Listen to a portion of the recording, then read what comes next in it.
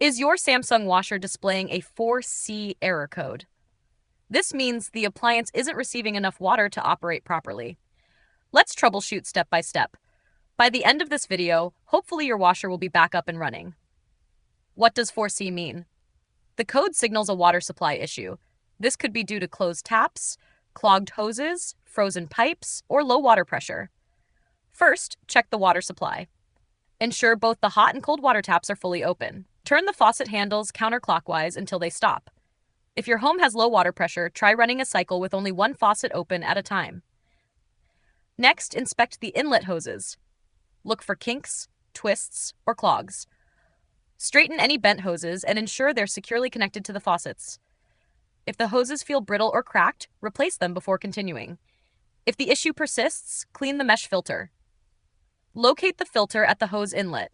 Refer to your manual for exact placement, link in the description. Turn off the water supply, unscrew the hose, and gently scrub the filter with warm water to remove debris. For homes in colder climates, check for frozen pipes. Safely thaw any frozen pipes using a hairdryer on low heat or warm towels. Pause the video if you need to complete this step. It's critical to resolve before proceeding. Finally, confirm the connections. Ensure the cold water tap is connected to the blue inlet valve and the hot water tap to the red valve. Swapping these can disrupt water flow and trigger the 4C error. Still stuck?